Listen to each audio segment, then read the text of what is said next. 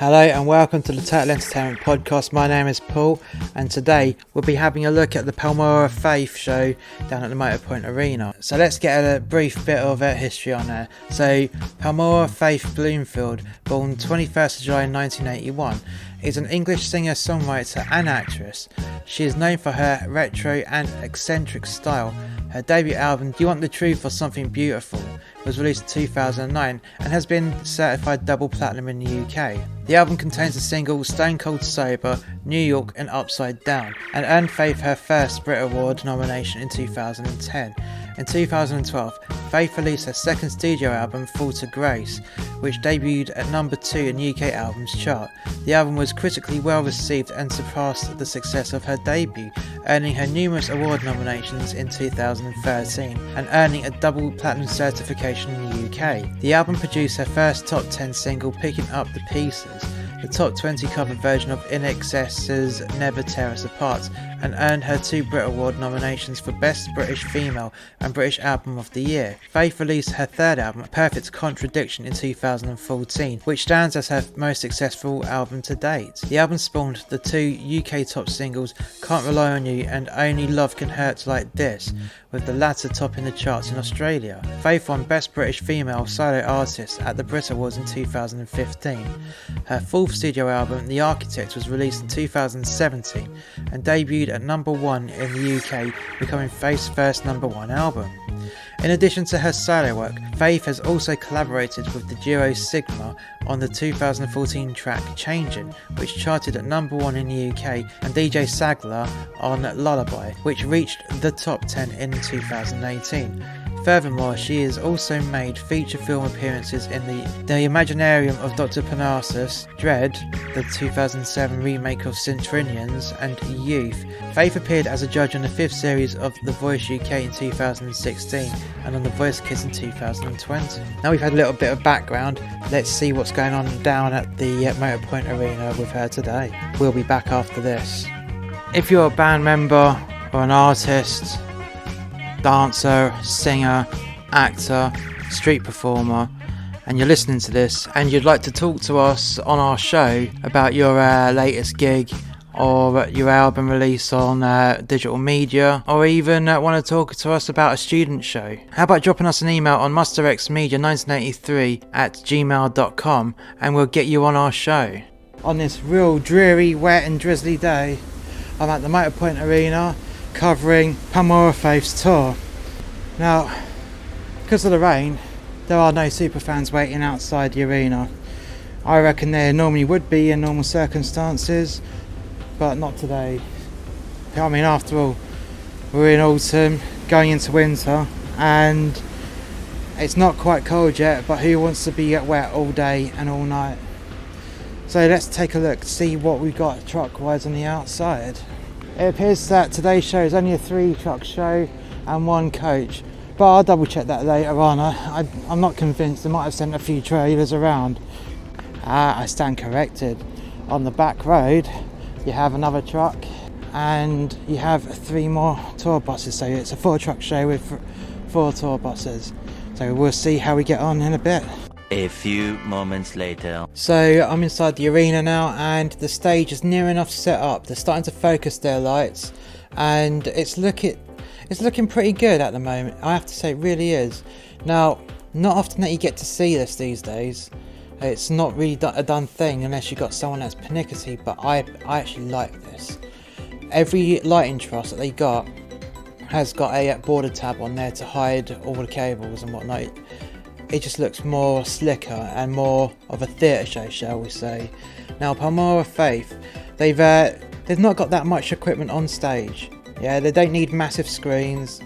They just want to make it look nice and visual, but obviously on the cheap, because this show they've spent a lot of money on extra COVID testing and COVID marshals and making sure that no one goes down with the virus whilst working on their shows. And going to that great expense, cutbacks have to be made. And what do they do? Okay, right, well, we'll cut back part of the lighting and sound just to be able to make sure that we can do a tour without anyone getting affected, because at the end of the day, if members of the cast or even the band get sick with coronavirus, it becomes an expensive problem because they have to find people to either A, fill in the musician slots, or if Paloma Faith goes down, then the show gets cancelled. That is too expensive a problem, so they're being totally on the most cautious side of things. And there's nothing wrong with that, they're protecting their interests at the end of the day, but it has to be paid in some way, and it's being paid for by a little bit less kit.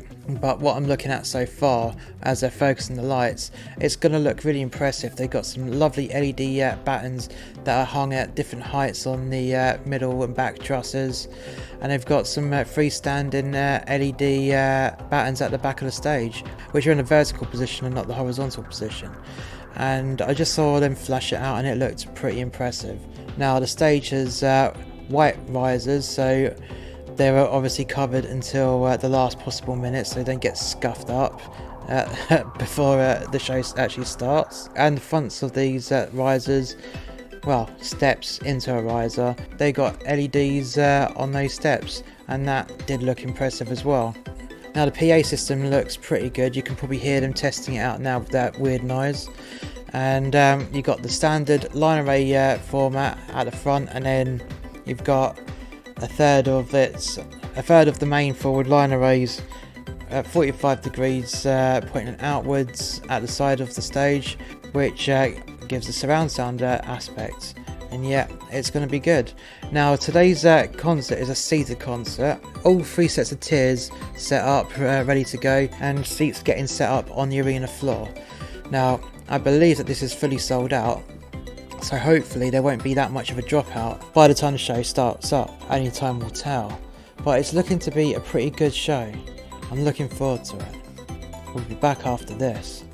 Warning, this podcast contains strong, offensive and misogynistic language that some listeners may find offensive. The name's Vert.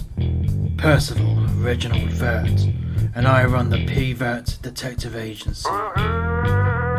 The year is 2055 and the police have been defunded, so if you need a police investigation, the cops will charge you 1,000 big ones a day. Because of this, the government introduced the P.I Act, where the private investigators can undercut the police so justice can become affordable. These are my case files. New episodes every Wednesday. The links are in the description. So they've started to flash out some of the lights, and oh my god, they got some of the moving head units, which are called BIs, or a different version of it, but it is the same thing depending on what brand it is. So you've got a moving head that's got lots of different LED pixels in, and each pixel can be mapped so you can make individual shapes within the light, and it looks amazing. This definitely does look impressive. So the multiple LEDs in each moving head fixture can do many different shapes, as well as the movement of the light itself, so it's going to look pretty goddamn good in certain parts of the show. Now also you've got the strobe units, which are also LED units as well, and they can pan and tilt as well and be any colour, so I'm looking forward to a lot of that as well. And they just brought up a nice purple and pink state, and also there's lots of white light from the spot units with a gobo breaking up the light, and that looks pretty goddamn impressive as well. Not only do you have the LED strobes on the top, but you've got a load freestanding facing outwards towards the audience on the back of the stage, freestanding on the floor, and that again will look absolutely impressive once it's all working in tandem and the house lights are down. A few moments later. So the sound check has been done, and now they're just finishing off the last little touches on the set. Now, as I said, there's only a handful of lights. They've got a nice little gauze at the back of the stage, which they're going to definitely project lights through, as well as these nice little white drop down drapes, and they're brilliantly white. Now, the positions of these drapes, they're done in a strategic way. So these LED strips that they got at different positions on the bars, they'll project their light going down through these white drapes, and it will look amazing. A nice little touch. The lighting effect will look really pastely as it goes through. Such a beautiful effect, well thought out, and actually I've used this effect myself many years ago, I have to say, but it's so simple but very effective, and not many people do it these days. It's such an underrated and underused lighting technique. It really is. So supporting Paloma Faith is Joseph Salvat, maybe Joseph, but I would say it's more pronounced as Joseph Salvat. And he was born in 1988 and is an Australian singer-songwriter. Joseph Ignatius Salvat, which is his full name, had his first international success after the release of his EP In Your Prime, when Sony picked his cover of Rihanna's song Diamonds, which was originally written by singer-songwriter and arts performer Sia, for promotion of Sony's new 4K Ultra HD television.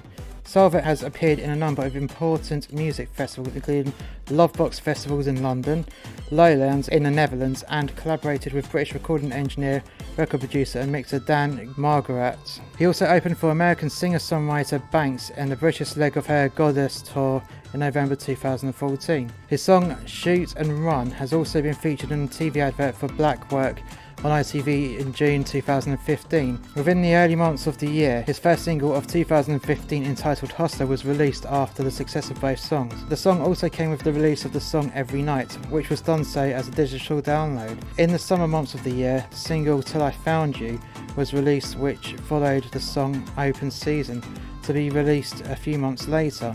In October 2015, his debut album Night Swim was released in France, with the UK release of both a standard and deluxe version of Night Swim in February 2016. Afterwards, his single of 2016 was released in January entitled Paradise, and was later followed by the release of Punchline as a promotional single later in the month.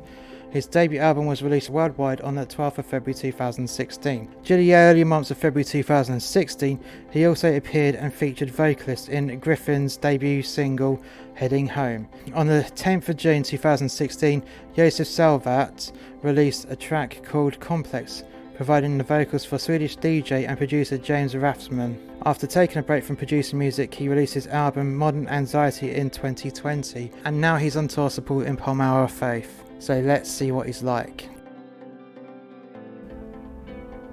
Joseph Salvat's stage, well, I'll say stage, his sliver of stage is right at the very front and is backed by a white cyc, which I believe would be also a kabuki. So as soon as the main show starts, the kabuki is going to drop or get pulled off. I would like to believe it's a kabuki to give a grand reveal. But anyways, for Joseph Salvat, because you don't want to just have a plain white kabuki as your backdrop, what they've done is shone a lot of moving head spots on the backdrop and just put a load of break-up gobos in there to make it look a little bit more interesting. He has no special lighting fixtures, they're all reserved for Paloma Faith, and he's just going to have the basic front light and a nice little wash, the light on the cyc in the background, which will obviously change per song. With a bit of luck, we'll have a nice interesting pre-show. With a bit of luck, we'll have a nice supporting set. Only time will tell, as I've not heard Joseph Salvat or any of his work, so it'll be interesting to hear.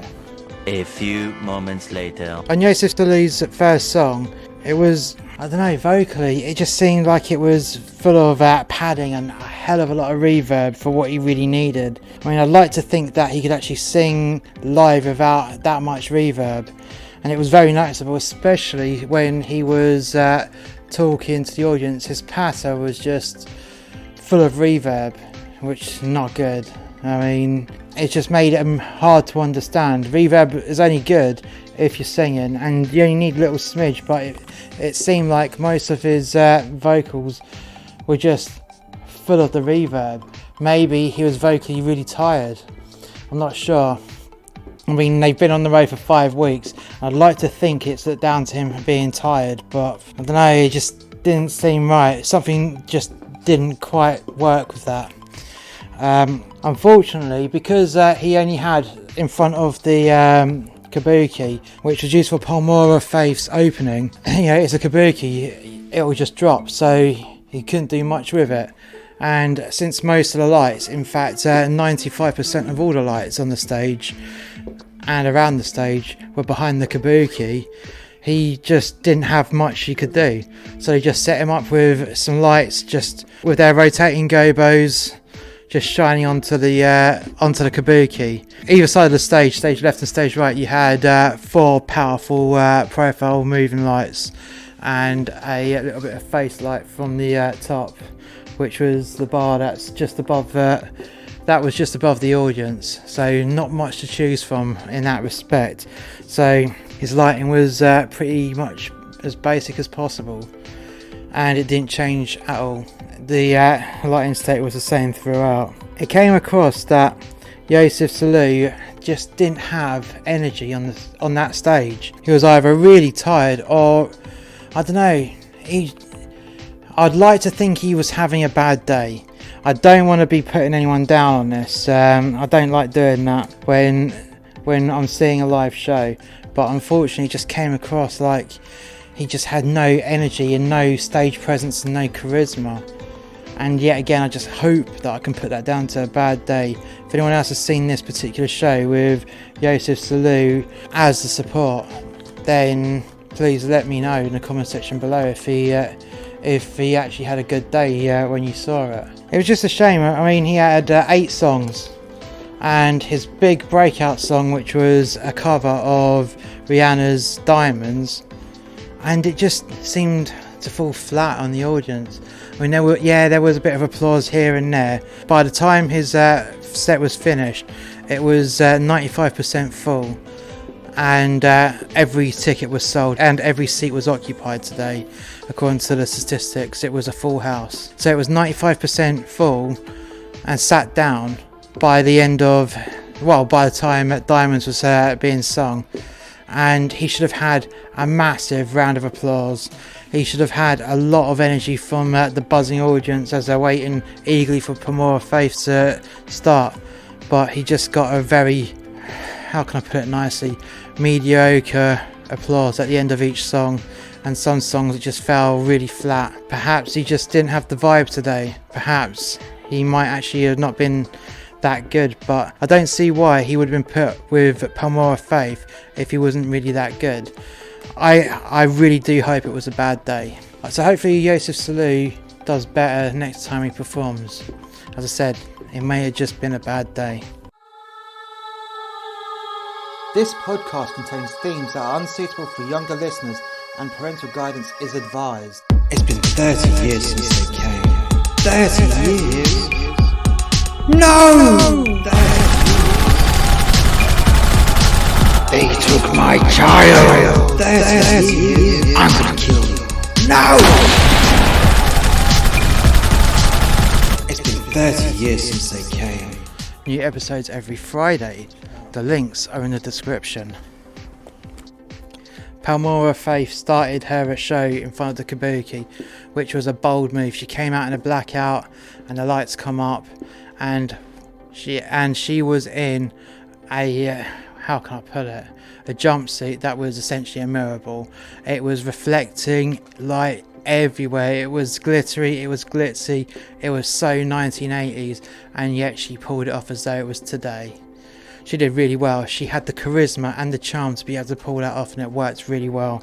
The lighting effects that was going through the kabuki at the start, so you had a nice little bit of lighting at the front, and as soon as the chorus kicks in each time, you had a lovely pink silhouette coming through, bleeding through the kabuki, like a shadow puppet show, but pink. It looked glitzy, it looked a bit camp, but it was perfect. The lighting effect was superb.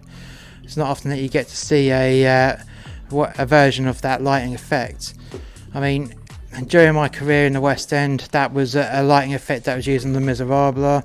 Well, during the song Empty Chairs and Empty Tables, it was a lighting effect when I worked on P&O Cruises for one of their shows, and it just works really well. It's a nice effect that isn't overused. It's not, and there's plenty of usage for it.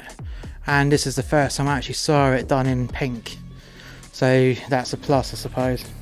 Something reused but completely different at the same point. Now, throughout the whole show, the sound quality was superb. There was absolute clarity, 100% clarity of Paloma Faith's vocals. It was balanced up lovely. it was amazing. The sound engineer should give himself a pat on the back. He was brilliant.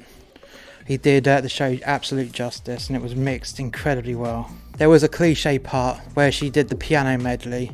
There's a couple of songs, well, 3 songs that segued into each other, and it started off with Paloma Faith doing the old cliche of being sat on the grand piano. It's been done a million times before, and although it's a dying cliche, I've not seen this done live in years. I mean, absolute years. Mainly because artists are afraid of having to have the piano tuned every time. But because the piano goes on the back of a truck, it gets tuned every single day, so that's not a problem. It's not going to detune the piano too much, especially since you're going to get it detuned whilst it comes off the stage on the forklift, and then put on the back of a truck on the forklift and rattled around and bounced around in the back of the truck to the next venue. So it's not going to matter, and it's a bold move, but it was pulled off really, really well. And there's also the other half cliche, shall we say, where all the backing singers and even the drummer were sat on the stairs on the treads of the riser looking up as Paloma Faith is telling a story and singing her song. It really worked. It really worked. I did like that dimension to it, I have to say.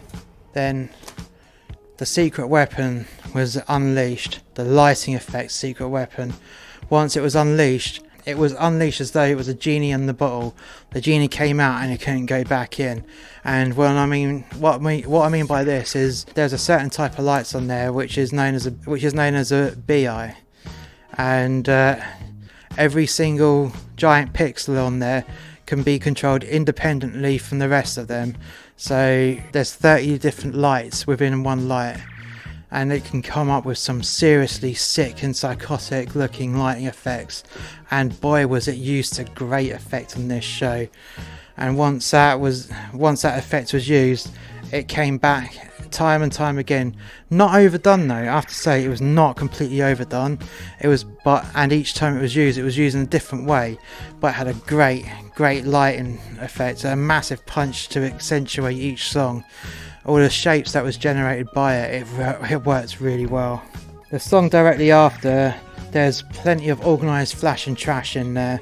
And when I say flash and trash, I mean everything just going for broke, where the lighting effects is just going on a Spinal Tap definition of 11, and it works really well. It's brilliant, absolutely brilliant.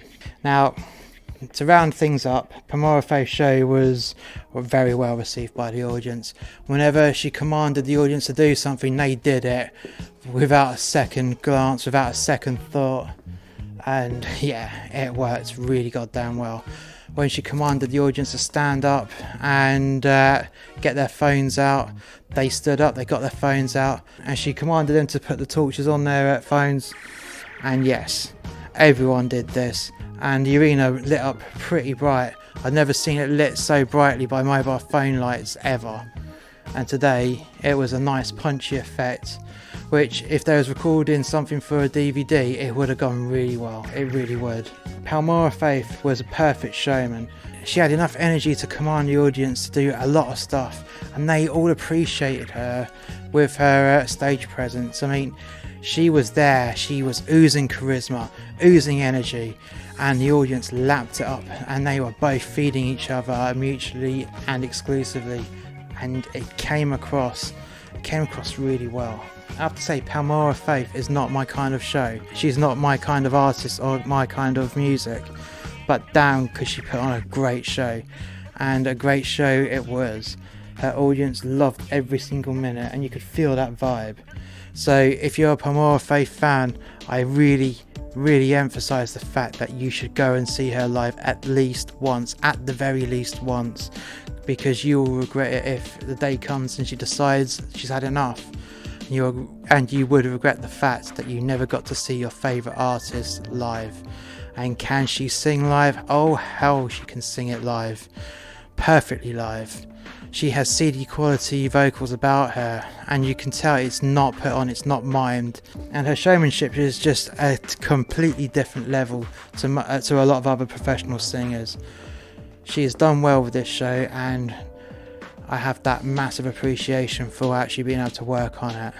Thank you, Paloma Faith. You've helped me to restore faith in the post-COVID world. Your show was amazing. Well done. Bye for now.